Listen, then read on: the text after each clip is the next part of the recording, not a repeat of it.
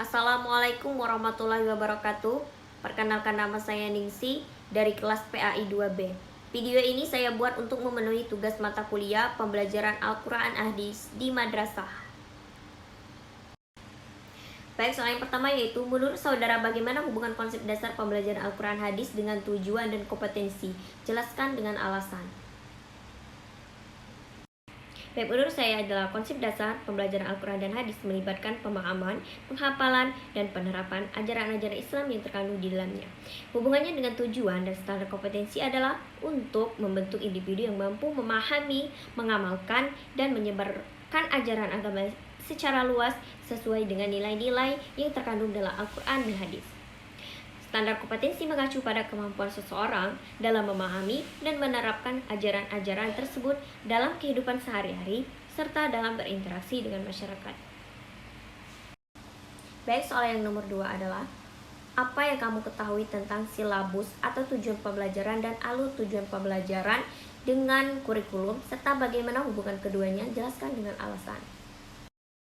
Saya ketahui yaitu, tujuan pembelajaran adalah pernyataan yang jelas dan terukur tentang apa yang diharapkan siswa capai sebagai hasil dari proses pembelajaran. Alur tujuan pembelajaran mengacu pada urutan langkah-langkah yang dirancang untuk mencapai tujuan pembelajaran tersebut, mulai dari pemahaman konsep dasar hingga penerapan yang lebih kompleks. Hubungan antara tujuan pembelajaran dan kurikulum adalah bahwa tujuan pembelajaran adalah hasil yang diinginkan yang ingin dicapai melalui implementasi kurikulum. Kurikulum memberikan kerangka umum dan arah bagi proses pembelajaran, sementara tujuan pembelajaran memberikan fokus yang lebih spesifik tentang apa yang harus dicapai dalam setiap unit atau pelajaran. Soal nomor 3 adalah, apa yang kamu ketahui tentang model dan metode, serta apa hubungan keduanya? Jelaskan dengan alasan. Yang saya ketahui yaitu, model dan metode merupakan dua konsep penting dalam pendidikan. Model merujuk pada kerangka kerja atau pola umum yang menggambarkan struktur atau proses pembelajaran secara keseluruhan. Sementara metode adalah teknik atau strategi spesifik yang digunakan untuk mengajar atau memfasilitasi proses pembelajaran. Hubungan antara model dan metode adalah bahwa model memberikan kerangka kerja atau struktur dasar untuk pembelajaran, sementara metode menyediakan alat atau teknik yang digunakan dalam pelaksanaan praktis pembelajaran. Model menunjukkan bagaimana komponen-komponen pembelajaran disusun dan berinteraksi satu sama lain, sedangkan metode memberikan petunjuk tentang bagaimana mengimplementasikan pembelajaran sesuai dengan model yang telah ditetapkan. Soal nomor 4 adalah, apa perbedaan sumber dan media serta bagaimana hubungan keduanya? Jelaskan dengan alasan. Yang saya ketahui yaitu, sumber dan media adalah dua konsep yang berbeda dalam konteks pembelajaran. Sumber merujuk pada informasi atau materi yang digunakan dalam pembelajaran seperti buku, teks, artikel, atau sumber daya digital. Sementara media mengacu pada alat atau teknologi yang digunakan untuk menyampaikan informasi tersebut kepada siswa seperti proyektor, komputer, atau papan tulis interaktif. Perbedaan utama antara keduanya adalah bahwa sumber adalah asal informasi itu sendiri, sedangkan media adalah alat atau sarana yang digunakan untuk menyampaikan informasi tersebut kepada siswa.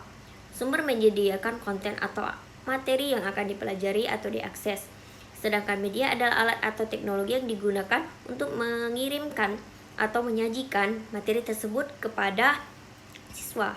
Hubungan antara sumber dan media adalah bahwa media seringkali digunakan sebagai alat untuk mengakses, menyajikan, atau mengirimkan sumber kepada siswa. Dengan kata lain, media dapat menjadi saluran atau sarana untuk mengakses dan menggunakan sumber dalam konteks pembelajaran. Yang terakhir, soal nomor 5, apa yang kamu ketahui tentang alat peraga dan bagaimana hubungannya dengan penilaian siswa? Jelaskan dengan alasan. Yang saya ketahui yaitu, alat peraga adalah benda atau materi yang digunakan dalam proses pembelajaran untuk memvisualisasikan atau mengilustrasikan konsep-konsep yang diajarkan. Ini bisa berupa model, diagram, peta, atau perangkat multimedia. Hubungannya dengan penilaian siswa adalah bahwa penggunaan alat peraga dapat mempengaruhi pemahaman siswa dan memfasilitasi penilaian yang lebih baik. Ketika alat peraga digunakan dengan baik, mereka membantu menyajikan konsep secara konkret dan memfasilitasi pemahaman siswa secara visual. Hal ini dapat membantu siswa memahami konsep yang diajarkan dengan lebih baik daripada hanya menggunakan penjelasan verbal atau teks saja. Ketika siswa memiliki pemahaman yang lebih baik tentang materi pelajaran, mereka cenderung memiliki kinerja yang lebih baik dalam penilaian seperti tes atau ujian. Baik, sekian, terima kasih. Wassalamualaikum warahmatullahi wabarakatuh.